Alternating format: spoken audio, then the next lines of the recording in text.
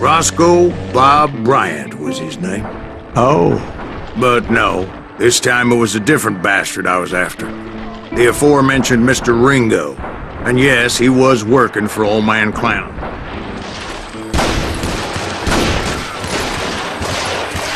I came upon them robbing a stagecoach, which wasn't surprising, being they were such murderous thieves and bastards. The bandits wore red scarves, so I knew they worked for the old man. Over there! There! I did my best to help those poor passengers. Show yourself! Moments later, the attackers were dead. And I checked the stagecoach to see how many passengers were still breathing. None.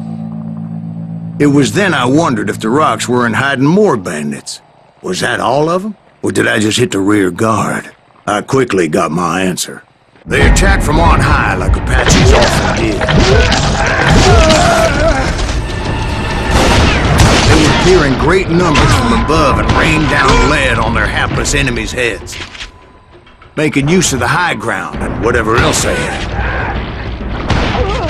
Yep, the Apaches always appeared out of nowhere, and there never seemed to be an end to them. Hold on. Were you attacked by Apaches? What happened to the cowboys? Did I say they were Apaches? I said Clanton's cowboys attacked me Apache style. I was in a pitched battle, but I was holding my own against an overwhelming enemy force.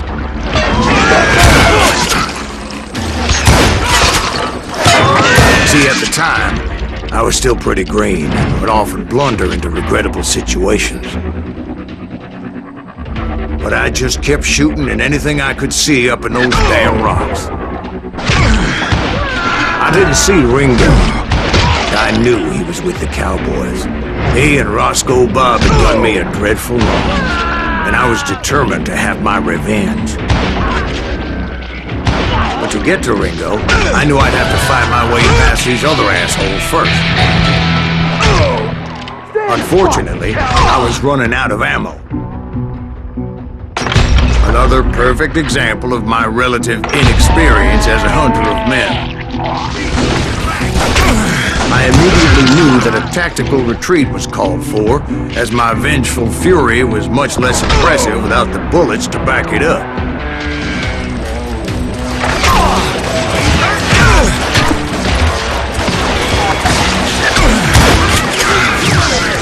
Finally, they managed to corner me. Trapped as I was, the odds of my survival seemed pretty slim.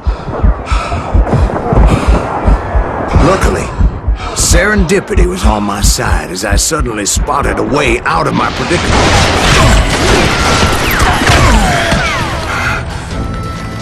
Shoot that running son of a bitch!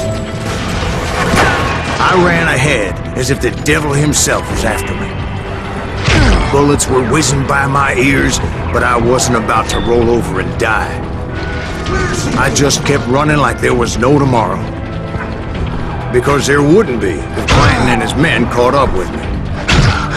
As I was scurrying around those caves, I thought, what was I thinking, going up against a gang like this?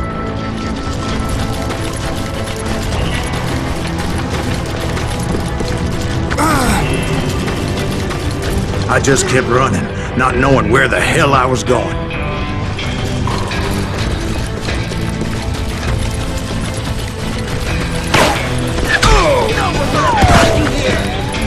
That's when something miraculous happened.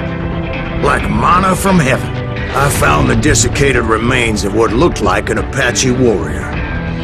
The old weapon next to him supplied me with some much-needed ammunition.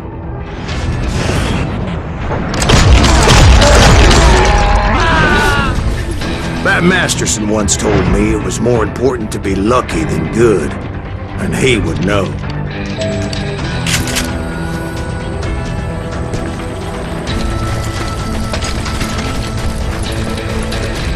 And imagine my surprise when I found a fistful of dynamite to go along with that ammo. That stroke of good fortune evened the odds and bolstered my confidence. It was time to turn the tables. Time for the prey to become the predator. Time for the hunted to become the hunter. Time. All right, Jesus, we get it. They were right where you wanted them. That's right, Jack. I was done running. And the old man's boys were not expecting that. No, sir. I came at them like a wild dog. My fury knew no bounds. It was finally time for that old man to pay for his sins.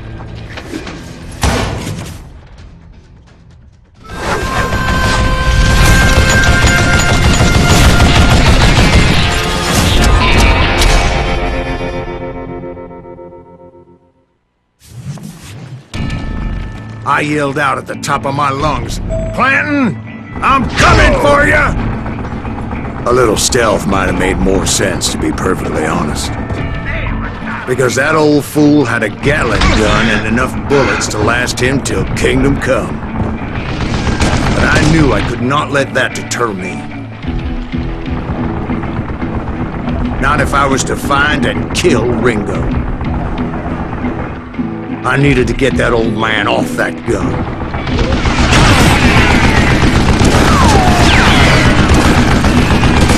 Do I gotta reload again?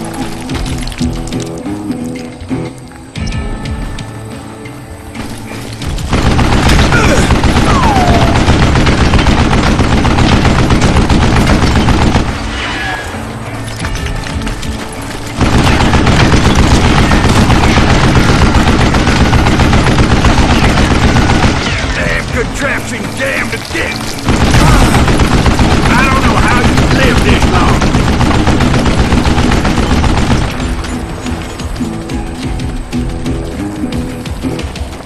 Hey, let's see what you made up for. Most everyone thought it was the Ruales who had come up against him in Guadalupe Canyon. But it was just me. Ain't no place to hide from me. What I ever do to you?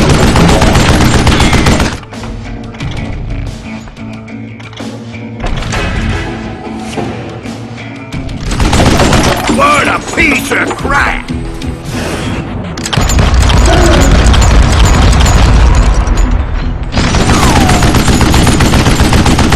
Would you just die?